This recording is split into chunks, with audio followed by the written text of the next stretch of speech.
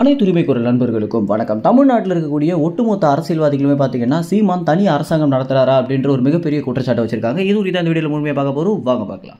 என்னதான் தமிழ்நாட்டை திமுக கட்சி ஆட்சி செஞ்சுட்டு இருந்தாலுமே எல்லா மக்களுக்குமே இருக்கக்கூடிய ஒரே கேள்வியாக முதல்வராக ஸ்டாலின் இருக்காரா இல்ல சீமான் இருக்காரா அப்படின்ற ஒரு கேள்விதான். ஏன்னா ஸ்டாலினுக்கு இல்லாத ஒரு ஆளுமை சீமானுக்கு ஒரு காரணத்தினாலையும் அதற்கு பிறகு ஸ்டாலினாலேயே கூட்ட முடியாத ஒரு கூட்டத்தை சீமான் ரொம்பவே அசால்ட்டாக கூட்டிட்டு வந்துட்டு இருக்காரு. அந்த அளவுக்கு மக்கள் அவருக்கு ஆதரவு தராங்க அப்படின்னா இன்னும் கொஞ்ச நாள்ல சீமான் முதல்வர் ஆயிடுவாரா அப்படின்ற ஒரு கேள்விதான் அனைவரு இடத்துலயுமே எழுந்துட்டு இருக்கு. ஆரம்ப காலத்துல சீமான்னா யாருன்னே தெரியாத இருந்த தமிழ் மக்கள் தற்போது எங்களுடைய குடும்பமே சீமானுக்கு தான் ஆதரவு தர போறோம் அப்படின்னு சொல்லிட்டு வந்துட்டு இருக்காங்க. அப்படின்னா இது எல்லாத்துக்குமே காரணம் நாம் தமிழ் கட்சியுடைய நிர்வாகிகளுடைய உழைப்பும் நாம் தமிழ் கட்சியுடைய தலைமை ஒருங்கிணைப்பாளரான சீமான் அவர்களுடைய உழைப்பும் தான் அப்படின்றது நிதர்சனமான உண்மையாகவே இருக்கு.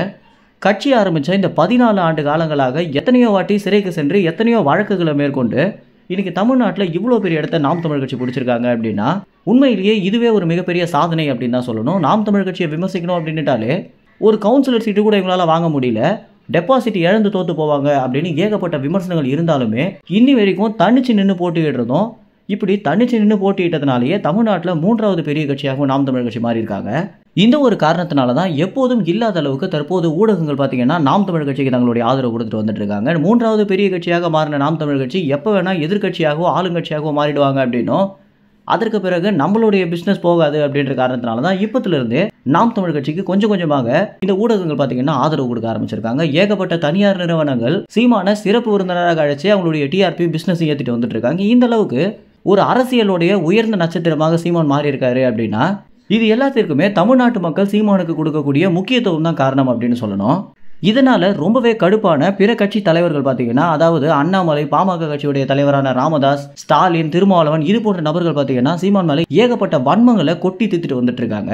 நாம் தமிழ் கட்சியுடைய தலைமை ஒருங்கிணைப்பாளரான சீமானுக்கு பேசவே தெரியாது அப்படின்னும் ஒரு அரசியல்வாதியே கிடையாது அப்படின்னும் சீமான் மேலே ஏகப்பட்ட கோவத்தில் இருக்கக்கூடிய பிற தலைவர்கள் பார்த்தீங்கன்னா பெரிய பெரிய விமர்சனங்களை முன் வச்சு, அது மட்டும் இல்லாமல் சீமான் வெளிநாட்டில் வாழக்கூடிய தமிழர்களை வச்சு தான் அவருடைய பொழப்பை ஓட்டுறாரு அப்படின்னு ஏகப்பட்ட விமர்சனங்களை முன் வச்சுட்டு வந்துட்டு இருக்காங்க. எதையாவது பண்ணி நாம் தமிழ் கட்சியுடைய வளர்ச்சியை தடுத்து நிறுத்தணும் அப்படின்னு தவிச்சிட்டு இருக்கக்கூடிய பிற கட்சி தலைவர்கள் பார்த்தீங்கன்னா இவர் என்ன தனி அரசாங்கம் நடத்துறாரா, தனி கட்ட பஞ்சாயத்து நடத்துறாரா அப்படின்னும் சீமான் இந்த மாதிரிலாம் பண்ணிட்டு வந்துட்டு இருந்தாரு அப்படின்னா தேச விரோதி அப்படின்னு ஒரு சிறையில தான் தள்ளணும் அப்படின்னு தற்போது திருமாவளவன், அண்ணாமலை எல்லாம் பார்த்தீங்கன்னா சீமான் மேல பயங்கரமான கண்டனம் தெரிவிச்சுட்டு வந்துட்டு இருக்காங்க. இது எல்லாத்துக்குமே அடித்தளமாக என்ன விஷயம் இருக்கு அப்படின்னு பாத்தீங்கன்னா, மக்கள் ஒரு பிரச்சனை அப்படின்னா நேரடியாக அரசு அதிகாரிகளை அணுகாம நாம் தமிழ் கட்சியுடைய நிர்வாகிகளையும் சீமானையும் அணுகுறாங்க அப்படின்றதுனாலதான் இந்த அளவுக்கு பிற கட்சி தலைவர்கள் பாத்தீங்கன்னா பெரிய கோவத்தில் ஈடுபட்டிருக்காங்க. இது குறித்து என்ன நினைக்கிறீங்க அப்படின்னா, உண்மையிலேயே நாம் தமிழ் கட்சி ஒரு தனி அரசாங்கம் நடத்துறாங்களா அப்படின்ற கேள்விக்கு நீங்க என்ன நினைக்கிறீங்களோ அது உங்க கமெண்ட்ஸ்ல தெரிவிங்க. நன்றி, வணக்கம்.